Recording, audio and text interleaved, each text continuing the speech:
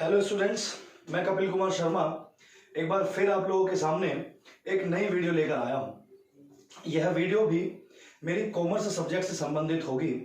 जैसा कि आप सब लोग जानते हैं कि हमने कल 3 वीडियो अपलोड की थी जो कॉमर्स सब्जेक्ट से संबंधित थी। उन वीडियो में हमने आपको बताया था कि शाख पत्र क्या होते हैं, क्रेडिट इंस्ट्रूमेंट क्या होते हैं और क्रेडिट इंस्ट्रूमेंट कौन कौन से होते हैं।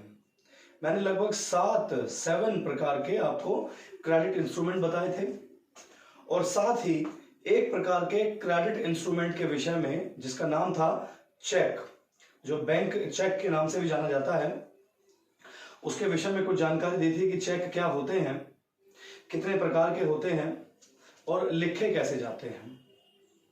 वहां पे उस वीडियो में एक पॉइंट आया था चेक को क्रॉस करना, चेक को रेखांकित करना, हिंदी में उसे रेखांकित बोलते हैं, रेखा का अंकित करना, और हम उसे इंग्लिश में बोलते हैं क्रॉसिंग, क्रॉस करना, चेक को क्या करना, क्रॉस करना। तो उसके विषय मैंने आपको बताया था कि भाई चेक क्रॉस कैसे होता है।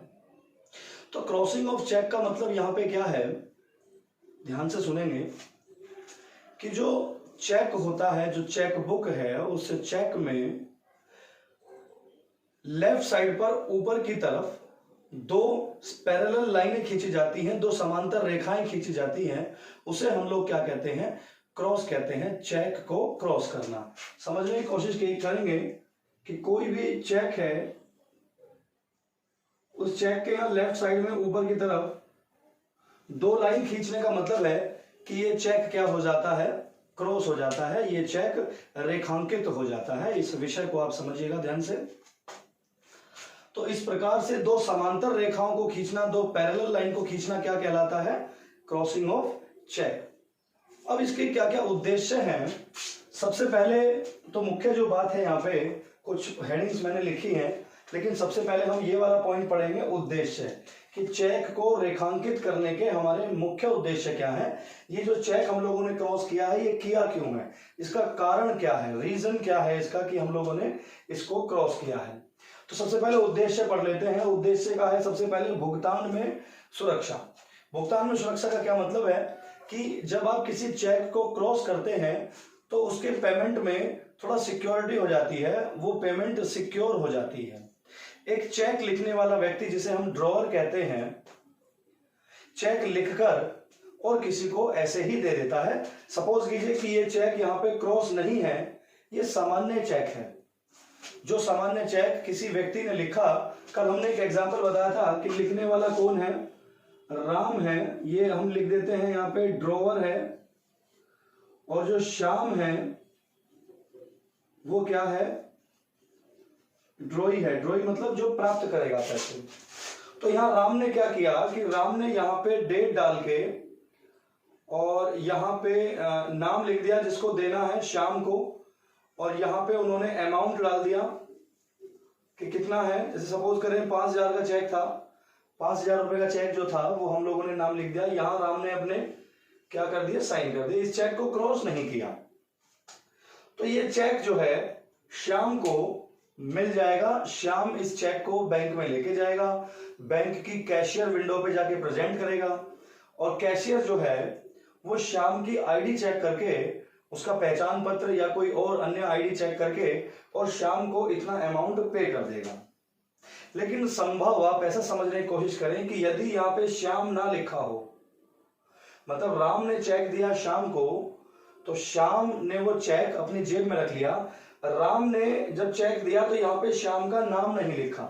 श्याम को बोला कि भैया ये चेक ले जाओ और या तो अपना नाम लिख लेना, और या आप इस चेक को किसी 3rd पर्सन को भी दे सकते हैं। समझिएगा, थोड़ा सा ध्यान देने की कोशिश करेंगे। तो राम ने चेक दे दिया बिना नाम लिखे हुए। अब रास्ते में वो चेक श्याम की जेब से निकल गया और तुरंत किसी अन्य व्यक्ति को मिल गया। अब वो जो व्यक्ति है जिसको वो मिला है, वो व्यक्ति उस चेक का गलत उपयोग कर सकता है, उसका दुरुपयोग कर सकता है। जिस बैंक का ये चेक होगा, उसकी बैंक की शाखा में जाकर वो विंडो पर अपने उस चेक को रिप्रेजेंट करेगा, मतलब प्रेजेंट करेगा, और कैश विंडो से अमाउंट को रिसीव कर लेगा, रिकॉर्ड कोई मेंटेन नहीं होगा। ध्यान रखिएगा, अगर उसने अपनी आईडी दिखा भी दी वहां पे, तो मान लीजिए कोई राहुल नाम का लड़का है, राहुल ने अपनी आईडी वहां दिखाई और दिखा के वो चेक क्लियर हो गया, लेकिन जब राम अपनी कॉपी में एंट्री कराने के लिए जाएगा तो 5,000 रुपए तो निकलेंगे, जरूर डेबिट होंगे, पैसे तो निकल गए अकाउंट से, कंफर्म है, लेकिन वहां पे एंट्री किसकी आएगी? राहुल नाम की आएगी।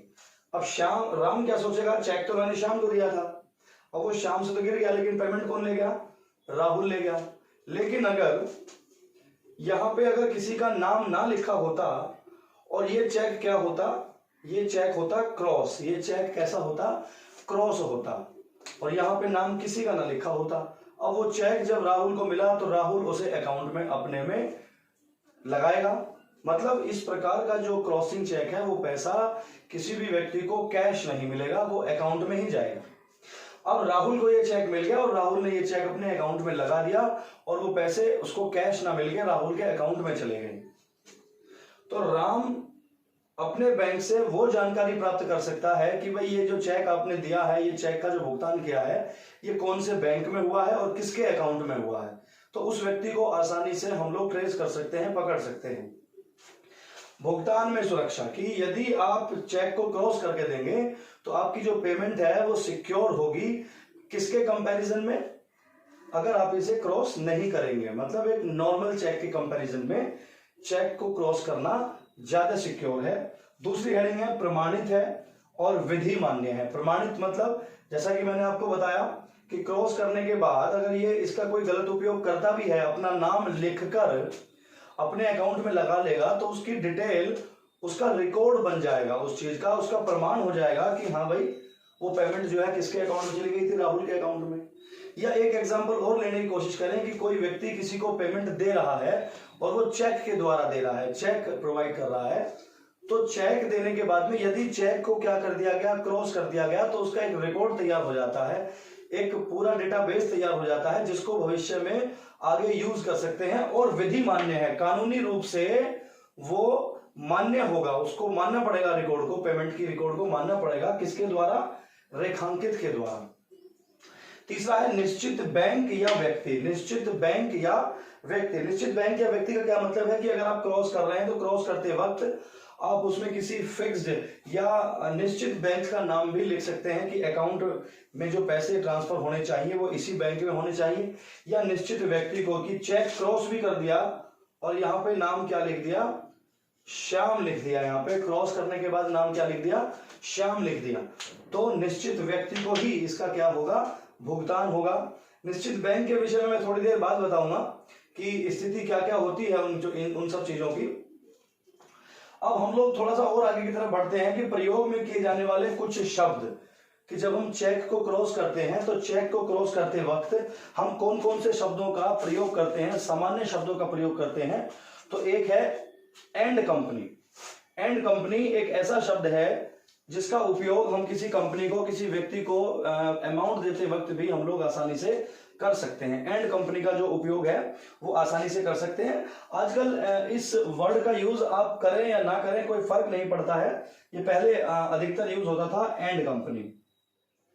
दूसरा है अकाउंट पेई ओनली। अकाउंट पेई ओनली की अगर आप दो लाइन खींच देते हैं और उसके नीचे क्या लिख देते हैं, उसके बीच में दो समांतर रेखाओं के बीच में क्या लिख देंगे? अकाउंट पेई ओनली लिख देंगे, तो वो पैसा कहां जाएगा? सीधा अकाउंट में ही जाएगा, सीधा अकाउंट में जाएगा। वो पैसे नेगोशिएबल नहीं हो सकते, किसी अन्य व्यक्ति को ट्रांसफर नहीं हो सकते। इस बात को थोड़ा सा ध्यान देंगे, इसको आप नोट कर सकते हैं।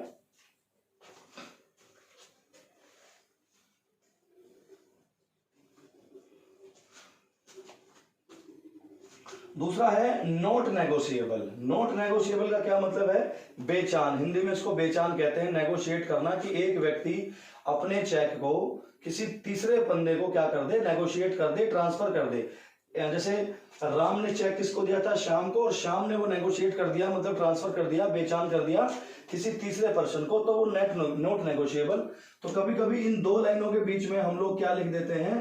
नॉट नेगोशिएबल लिख सकते हैं, नॉट नेगोशिएबल का मतलब है कि ये चेक जो है नेगोशिएट नहीं हो सकता। जिस व्यक्ति को ये चेक मिला है उसी व्यक्ति के अकाउंट में ये पैसे जाने चाहिए, ध्यान रखिएगा इस बात को। अगली जो हेडिंग है वो है अंडर रुपीज। अंडर रुपीज का मतलब है, ये सिंबल है रुपीज का, आप लोग जानते ही होंगे। रुपीज का सिंबल तो आप आसानी से पहचानते ही हैं, दिस वन। तो अंडर रुपीज का मतलब है कि ये शब्द अगर लिखा हुआ है चेक में तो जो ड्रॉवर है, जो चेक लिखने वाला है, वो बैंक को ये आदेश दे रहा है कि भाई जितने रुपए मैंने लिखे हैं इतने रुपए से अधिक आपको पेमेंट नहीं देनी है। जितने रुपए इसमें लिखे हैं उससे नीचे नीचे या उतने तक ही पेमेंट करनी है, इससे ज्यादा नहीं करनी। तो इस प्रकार के जो शब्द हैं वो कहाँ लिखे जाते हैं, हम लोग जब क्रॉस करते हैं चेक उस समय इन चीजों का उपयोग कर लेते हैं। थोड़ा सा और ध्यान देते हैं यहाँ पे प्रकार।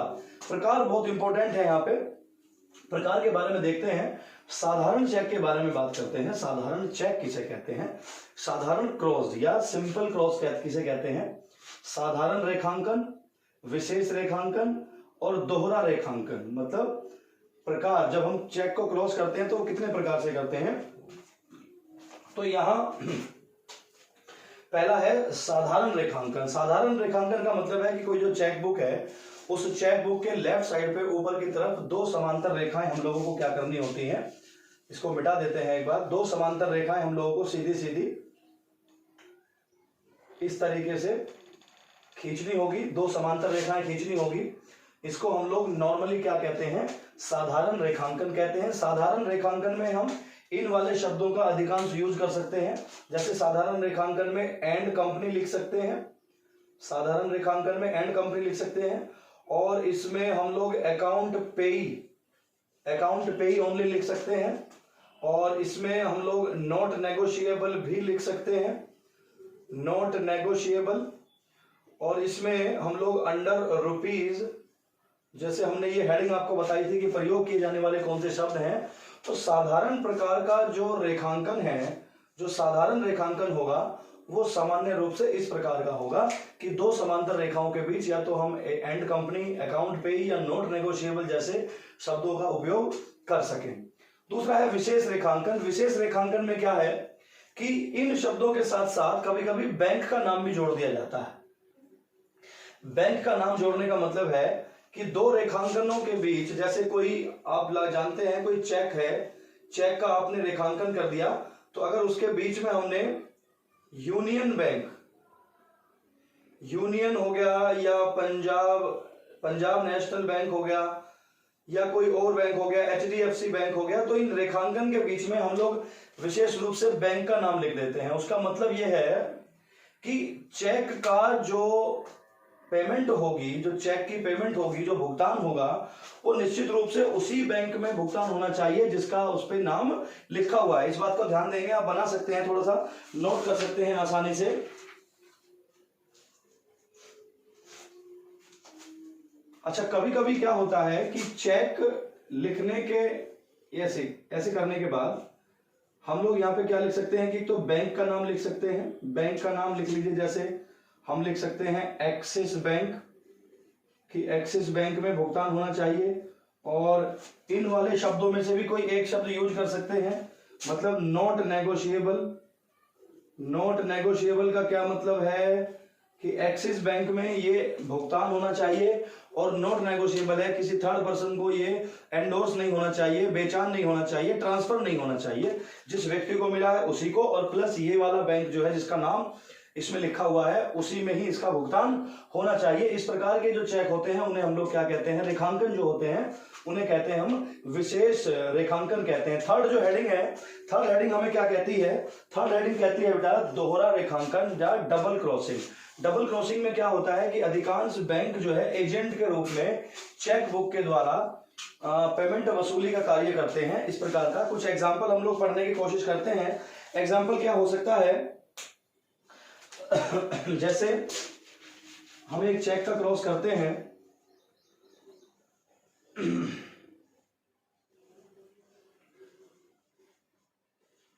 जैसे यहां लिख देते हैं यूनियन बैंक, और कहां पे है ये? पटना में है। यूनियन बैंक पटना में है। और कहां पे जाना है ये? To Varanasi as agent. Agent मतलब अभिकर्ता के रूप में वसूली के लिए बैंक लिखता है अधिकांश रूप से। इसको आप बना सकते हैं, इसको नोट कर सकते हैं आसानी से।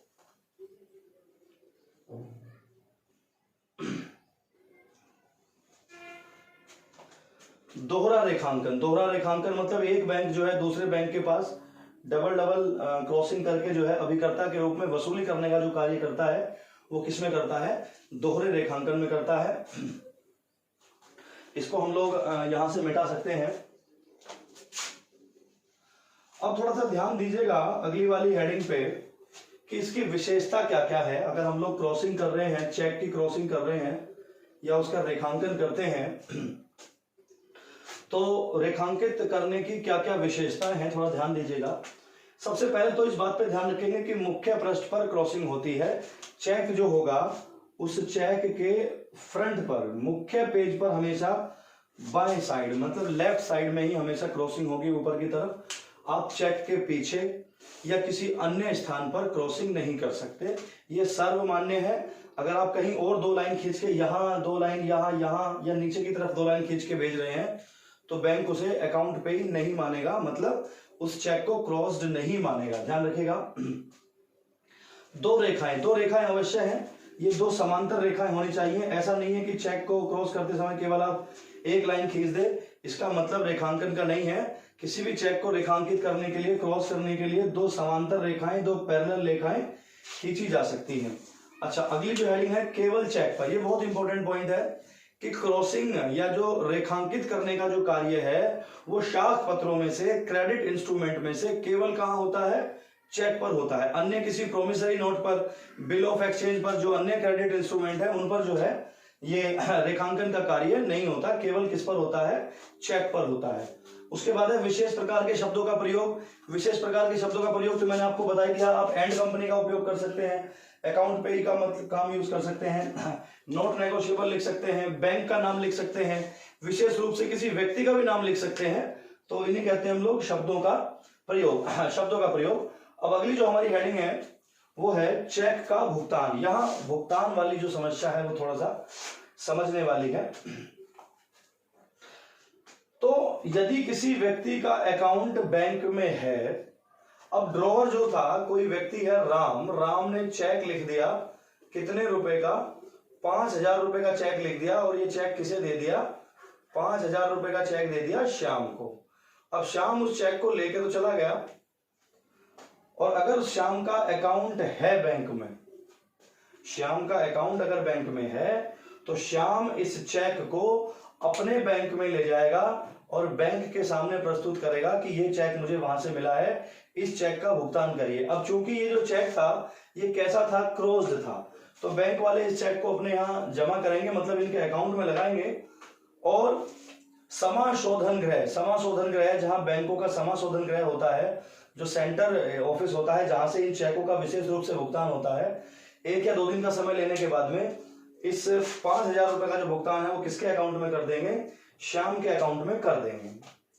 दूसरी स्थिति है कि अकाउंट नॉट अवेलेबल। अगर श्याम के पास अकाउंट है ही नहीं, चेक तो मिल गया लेकिन श्याम का अकाउंट बैंक में है ही नहीं, तो श्याम को पैसे कैसे मिलेंगे। तो इस स्थिति में जो श्याम है, श्याम उस चेक को क्या कर सकता है, नेगोशिएट कर सकता है, नेगोशिएट कर सकता है। नेगोशिएट का यहां पे हम लोग लिख सकते हैं बेचान, क्या लिख सकते हैं, बेचान कर सकते हैं। मतलब किसी ऐसे व्यक्ति को दे देगा चेक जिसका अकाउंट है बैंक में, और जब पेमेंट की भुगतान हो जाएगा, बैंक में आ जाएंगे, तो ये श्याम अपने पैसे उस व्यक्ति से मांग सकता है। तो इस वाली वीडियो को थोड़ा सा मैंने जल्दी बनाया है, कुछ हेडिंगों को थोड़ा ज्यादा डीपली नहीं समझाया है, ओवरव्यू बताया है थोड़ा वीडियो में। अगर फिर भी आप किसी हेडिंग के विषय में थोड़ा जानकारी प्राप्त करना चाहते हैं या समझना चाहते हैं कि ये हेडिंग या ये पॉइंट हमारा रह गया, इसको समझा दीजिए, तो आप कमेंट बॉक्स में जाके वो क्वेश्चन आसानी से पूछ सकते हैं और मैं आपको विशेष रूप से जल्दी उसका आंसर देने की कोशिश करूंगा। हमारी अन्य वीडियो को प्राप्त करने के लिए YouTube चैनल को लगातार सब्सक्राइब करते रहें और आगे आने वाले लिंक को प्राप्त करते रहें। आगे जो वीडियो आएगी उसके इंतजार तक नमस्कार।